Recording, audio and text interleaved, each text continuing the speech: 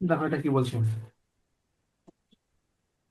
যদি A B C D ধনাত্মক দিক বিবেচনায় বিন্দু হয় এবং এ বি সি ডি চতুর্ভুজের ক্ষেত্রফল এ বি সি ত্রিভুজের ক্ষেত্রফল 3 গুণ, কে এর মান বের করুন। তাহলে প্রথমে কি দেওয়া আছে? এ 3 4, বি -4 2, সি 6 - 1, ডি কে 3। অতএব এ বি সি ডি চতুর্ভুজের ক্ষেত্রফল।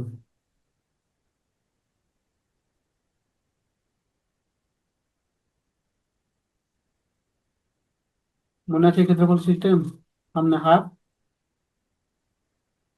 প্রথম হচ্ছে 3 4, এরপর -4 2, এরপর 6 - 1, এরপর প্রথমটা দুইবার লিখতে হবে কে প্রথমে। 3, আর প্রথমটা আবার লিখতে হবে 3 4। এরপর সিস্টেম হচ্ছে হাফ থাকলো এই কোণা বরাবর কোণ, তাহলে হচ্ছে 3 × 6, 4 × 4, 6 × 3 = 18, +4 কে। আবার হচ্ছে নিচ দিক থেকে গুণ, নিচ দিক থেকে গুণের সময় একটা মাইনাস হবে, তাহলে 4 × 4 = 16, মাইনাস আছে তাহলে +16, 6 × 2 = -12, +k -9। তাহলে এখান থেকে পাচ্ছি হাফ।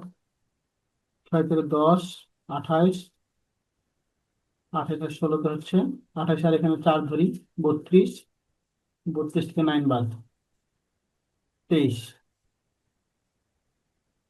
23 +5k। এরপর লিখি আবার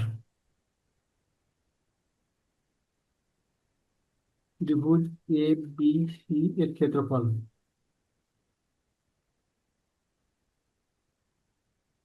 একই প্রসেস হাফ।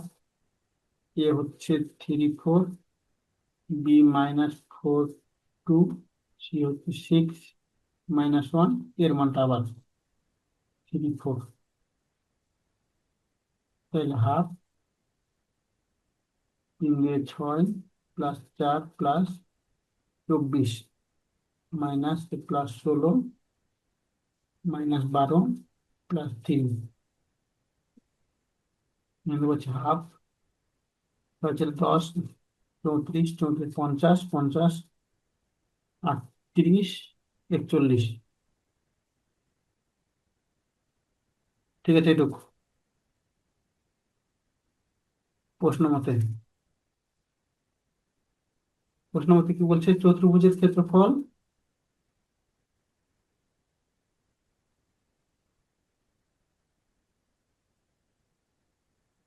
এই চতুর্ভুজের ক্ষেত্রফল ত্রিভুজের ক্ষেত্রফল 3 গুণ, 3 ½ 41। তাহলে এখানে যেহেতু ঋণাত্মক নাই, আমরা এখান থেকে পরম মান উঠাইতে পারি। হাফ কাটা উভয় দিক থেকে, 6 + 5k কেমন হচ্ছে 3 × 40 = 123, বা 5k সমান হচ্ছে 100, বা কে সমান হচ্ছে 20। আনসার পেয়ে গেছি, কেরলাম।